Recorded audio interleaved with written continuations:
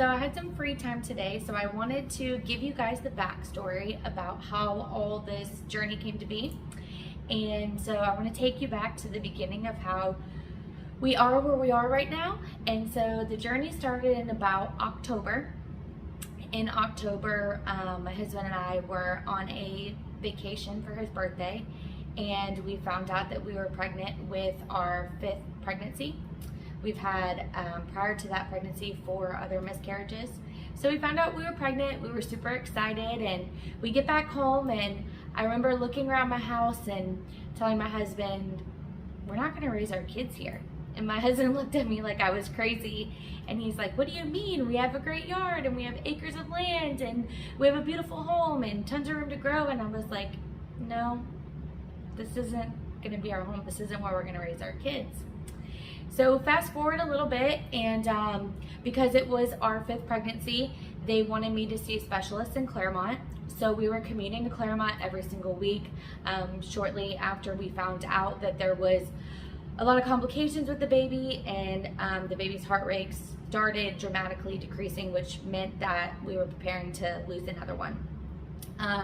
But God was so sweet in his timing. And I remember it was before we went into the last ultrasound, before we knew anything was really wrong. And I had a dream that night, and God gave me a name for this baby, and this baby's name was Judah. And so I shared that with my husband, and he's like, that's not the name we agreed upon. We agreed upon something else, which I can't share with you guys yet. Well, that's maybe in the future. So he's like, that's not what we agreed upon. And I was like, but that's what God said. And it's all going to come full circle. I'll explain it all in a minute. And so we proceed. We go on throughout this pregnancy, and I hear something very early on in my pregnancy that God wants us to love our babies for as long as we have them here on earth. And so my goal with this pregnancy was that I was going to love that baby as much as I could for as long as I had it. And we did, and we praised God through it. And for some reason, this was our 5th one, and I feel like there was this peace that we just could not explain. And there was this peace in this loss, and God gave us great comfort in it. And there was peace in this town of Clermont, and I really didn't understand it. And one day we were walking around the lake after a doctor's appointment, after we had gotten the news, and I said to my husband, wouldn't it be great to live here? And he looked at me and said, Haley, that's a pipe dream, maybe when we're retired, but we live, not anywhere near here, and we have a job and all of these things. And I'm like, yeah, you're right, maybe one day. And I go home and I start praying, and I remember I was sitting in my chair and I was looking at this very wall, and God just really started convicting my heart to start getting rid of everything and start minimalizing. And I started looking at these minimalism journeys, and there was just this deep urge that I just needed to start getting rid of everything in my house. This is probably about November, December.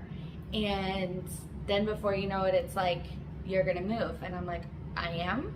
And then you're gonna move somewhere tiny. You need to get rid of your things. And I was just like, okay. So I began praying, and I was like, God, what are you asking us to do? And he was like, I'm asking you to be content, and I'm asking you in this season to be for the people and not for your things. And I'll never forget, I was sitting in a Taco Bell parking lot, and he confirmed the message. Across the street, there was these flashing lights, and I couldn't read what the sign said, and I kept staring more intently in it. And when God's like, come on, just get a little closer, so I'm like staring, and I'm like, I can't make out what this sign says. And it was a Morgan & Morgan sign, and said, be for the people. And I was like, okay, God, this is what you want. So I prayed, and I was like, if this is your will, you're going to open up the door. I was starting to kind of feel some unsettling at the church, and there was nothing really wrong with the church. God was just kind of like, your time here is ending. And he was just kind of giving me that freedom in it. And I told God, I was like, I don't want to be the one to tell my husband. I want you to tell him, and I want you to confirm it with him. So I didn't say anything more. I just kept getting rid of stuff. And as my husband would come home, he's like, why are you getting rid of all of our things? And I'm like, I don't know, honey. I just feel like I'm supposed to.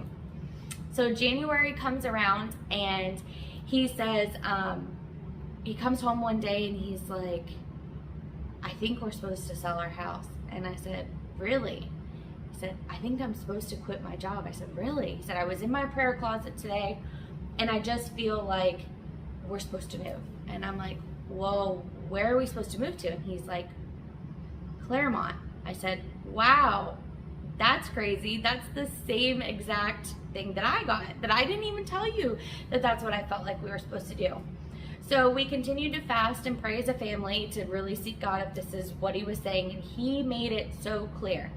So there was a Sunday morning that a lady in the church came to my husband and told him about this ministry, and he couldn't remember what it was. And I said, honey, what did she tell you about? He's like, I don't know, I don't remember. About a week passed, and I said, hey, have you heard of this new place called the Hope Center that opened up in Clermont? And he's like, oh my gosh, that's a place that she told me I needed to go check out. So he's like, I'm gonna call them right now and see. So he calls and he's like, hey, he's like, I know I'm gonna sound really crazy, but we really feel like God is moving us and leading us to the city of Clermont, and for some reason your name keeps coming back up. I just wanted to come down and talk to you guys. And the guy asks us, well, what's your background? And so we tell him, you know, we have a background in addiction and homelessness and recovery and, you know, jail and different things. And he's like, you're never gonna believe this. Somebody just put in their notice 2 hours ago. I have an opening. How fast can you get here?